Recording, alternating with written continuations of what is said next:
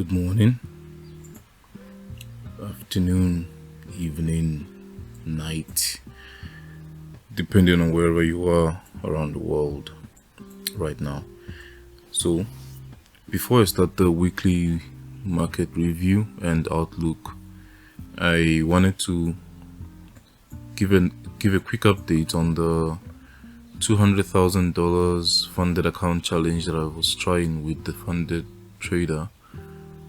And I just wanted to update you guys all, letting you know that I failed the challenge. I breached the maximum loss because I over leveraged at the last trade that I'm going to point out in the dollar index. Well, specifically on the euro, when I shouldn't have been taking the euro. As I've been pointing out in my past few videos, the euro was the stronger of the two, so I should have remained with the pound. But the manipulation that happened before the fall on FOMC was what was able to take me out of the trade and essentially lost the challenge. So starting with the monthly chart on the dollar index, we have this sell side imbalance that we are still targeting. We are now finally a little bit away to go to finally clear this buy side liquidity and tap into the imbalance. Going to the weekly chart, we can see that within the imbalance, we are likely to take out this buy side liquidity and potentially reach for this swing high, which is at the consequent encroachment of the monthly sell side imbalance.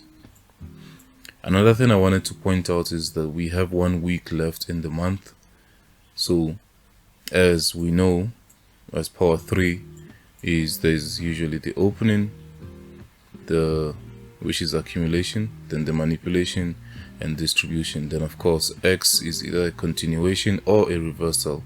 So we might get a little retracement on Friday, being the last week and last day of the month of September.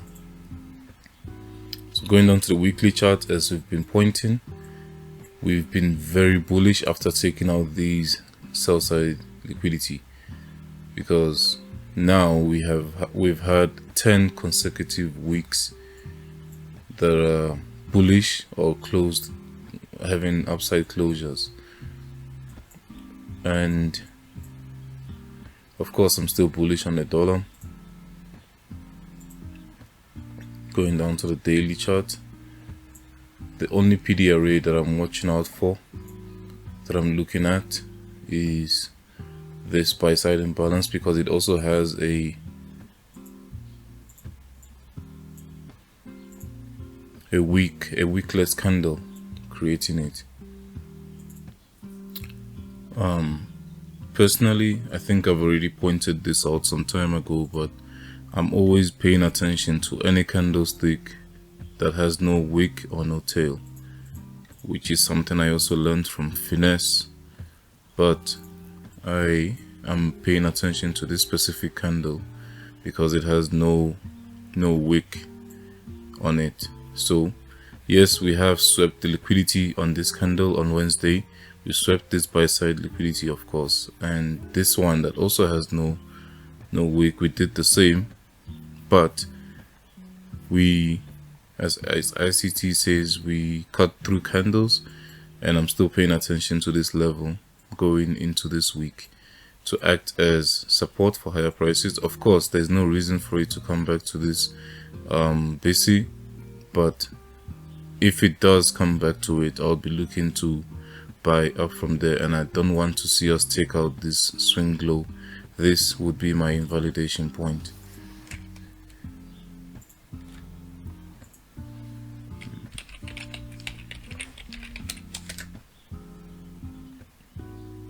While the buy side liquidity being my target, and of course if it shows us willingness to go through that, I'll be looking at this one from the weekly chart, that's inside of the swing high, that's inside of the monthly sell side imbalance.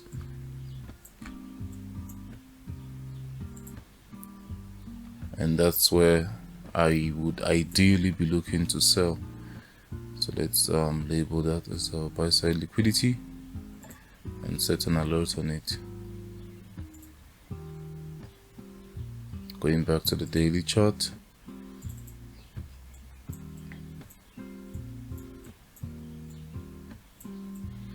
so yeah, this is what I'm looking for going into the new week. Personally, I would start looking for any lower time frame market structure shifts after we've taken out some level of a buy side or sell side liquidity. In this case, we have Friday's low and Friday's high. So if we do sweep, or when we do sweep this Friday's low and it gives us a lower time frame market structure shift to the upside, I might be looking for that to take it up. But if it sweeps Friday and Thursday's low on the same day, that's even better because we're tapping into a higher time frame PDRA. We also have this volume imbalance that was once a new day opening gap, but I'll be looking at it as well, even though we've already tapped into it before to push for higher prices.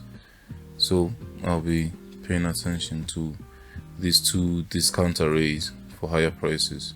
And then on Friday, I'm expecting a little bit of a reversal into the monthly range.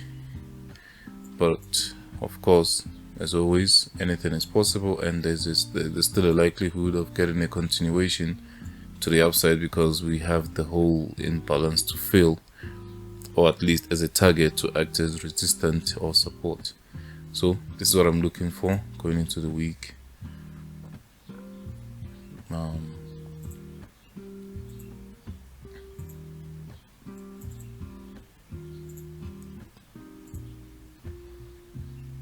Anything like so.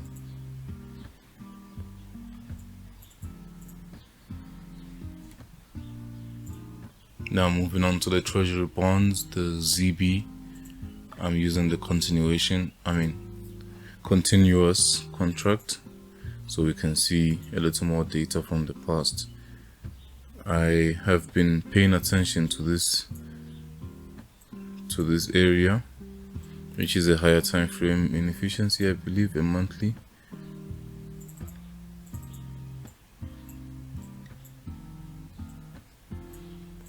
It's a monthly order block with a volume imbalance right next to it, and if we pass through that, if it gives us the willingness to go through that, then I'll be looking for this sell side liquidity.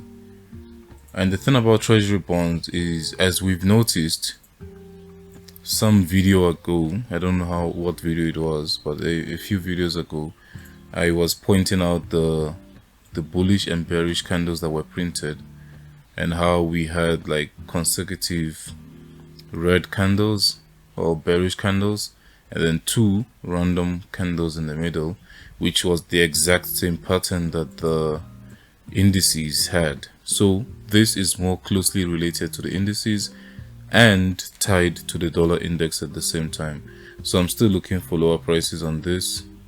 Of course, we have this sell side imbalance that I prefer we tap into before we start continuing to the downside, and I will point out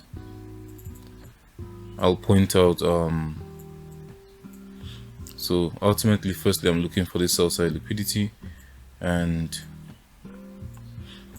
we'll see depending on how we treat this order block. So that's all I'll be looking for. And because we are here, I'm probably going to skip over to the indices just to show what I'm looking for and which one I would prefer to be trading. So of course, here we have this CB, this fair value gapness in the form of a sell side imbalance. I just want to set an alert on it.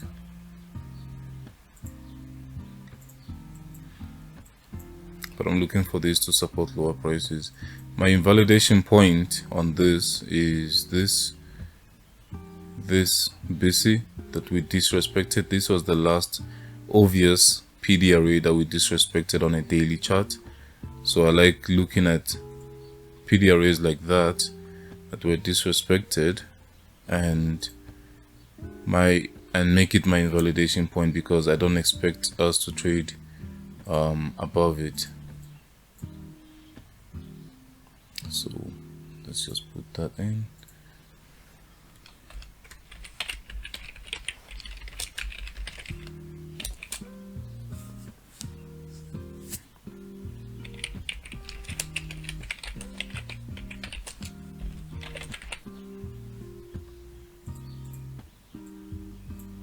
So we're paying attention to how we trade in this week, but this is my entry, my invalidation, first take profit and the last take profit if I was trading the treasury bonds as they are. Last time I noticed there isn't much of a difference when I go to the ZN, because we have essentially the same thing. Even when I go to the continuous contract, it just has a very slight difference. Solution out for the sell side liquidity, the swing low, and the remainder of this buy side imbalance. So I'll be looking for lower prices. US30Y, as the dollar is being bullish, I'm looking for this buy side liquidity to be purged. So there isn't much of an update on these instruments. Of course, the daily would look somewhat similar to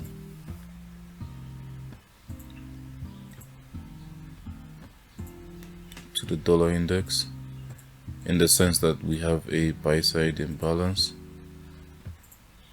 and we may just trade into it before trading higher. So this is what I'm looking for on US30Y. So comparing the NASDAQ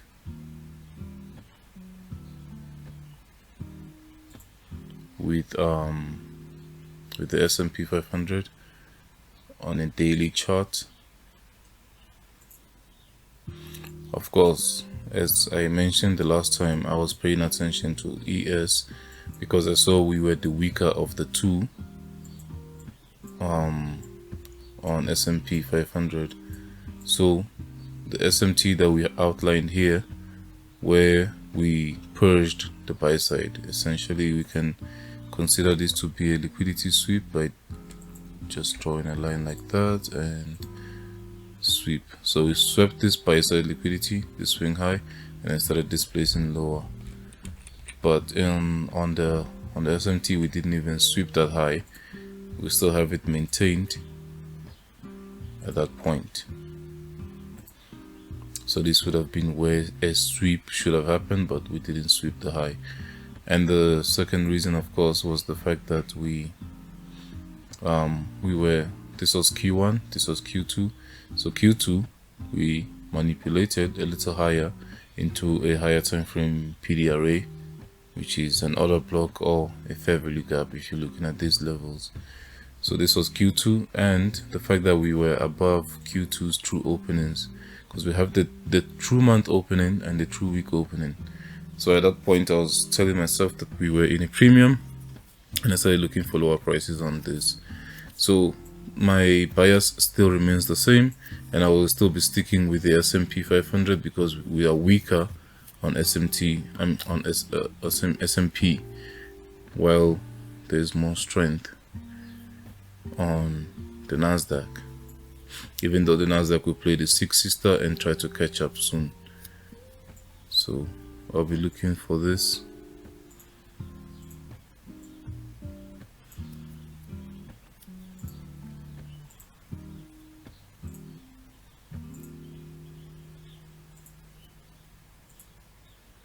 So side imbalance, and the same way that I set an alert on the treasury bonds, the ZB, I don't want to see us trading above that PDRA, that's CB on ZB. So I'd like to see us stick to this and trade lower. go.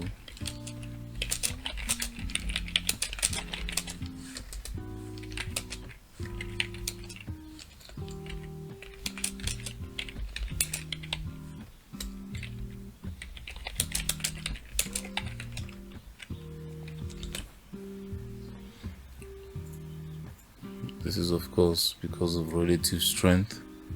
You can see already that here we swept this swing low and we have a proper market structure shift, while on the NASDAQ we basically have somewhat of a relative equal lows, even though it's higher.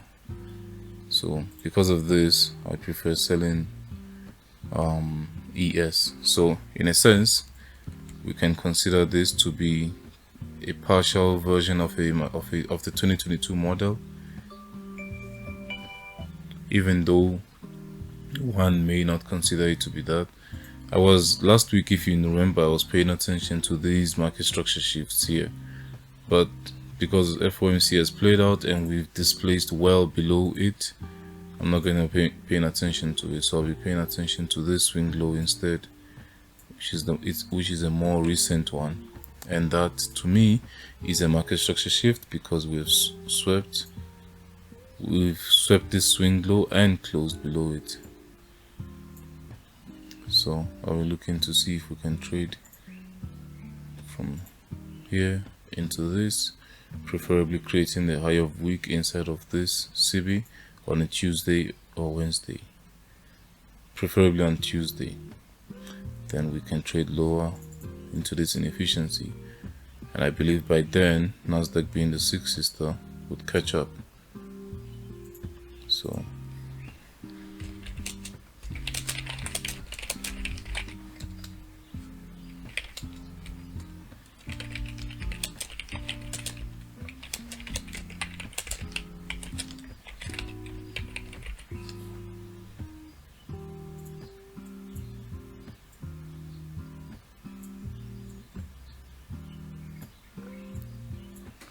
yeah, this is all I'm looking for on the indices.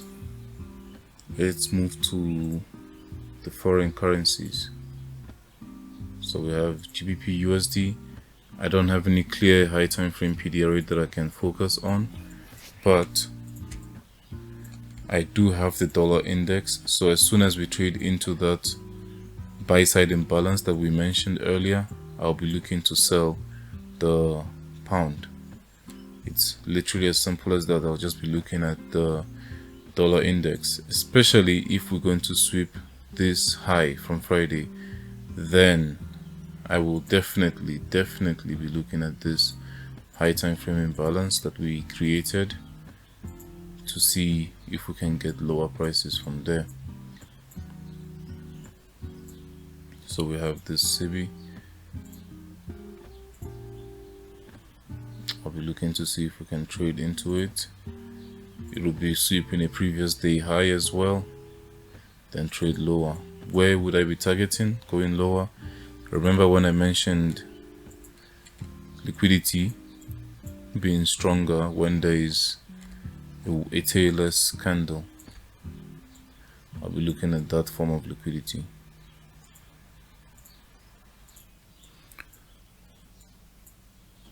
So I know there's probably a little bit of a tail there, but from a high time frame it's not there. And then depending on how willing the market is to get in to this liquidity and this inefficiency, I'll be looking to this as my next target. So I have a possibility of also tracing and trading into this also. But yeah, these are my targets and my invalidation point. I'll be looking at this order block on a daily. I know the likelihood of us getting there is very slim, especially looking at how deep we are in discount and how close we are to the target. I'll still be looking at this to hold price higher, which is Tuesday's high, which is also the high of week. So this is my invalidation, previous week high. So I don't want to see us create a new high, taking out the previous week, because we had an expansion move. So I don't expect us to go higher than this. And now this sell side liquidity now becomes a market structure shift on a daily chart at that point when we closed below it. So we got this as our market structure shift after sweeping a buy side liquidity which was residing there. So let's make this complete. Of course, we swept multiple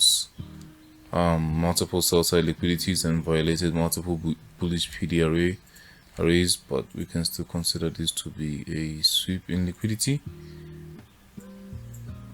At that point, displacement, market structure shift happened here. First one was here, second one was here, third one, fourth, and I guess now this is the fifth time, depending on which one you prefer. But of course, many people would have seen this one and taken that as the valid one. So let's do that. So that's what I'm looking for. In actual fact, it looks like, comparing euro and pound on the daily, the pound actually looks a lot cleaner than the euro. So I'll really be looking to double down on on pound this week.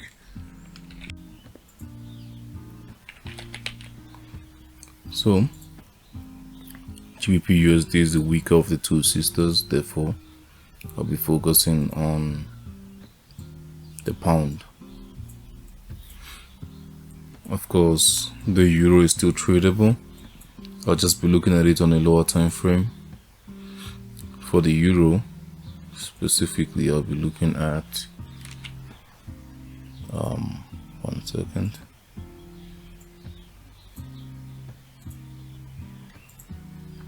There was so much happening last week. On euro, we have liquidity on both sides, buy side and sell side. Of course, the sell side is here, buy side is here. So I'm looking to see if we can purge the buy side liquidity, preferably on a Tuesday, before targeting sell side after. So let's just remove all these.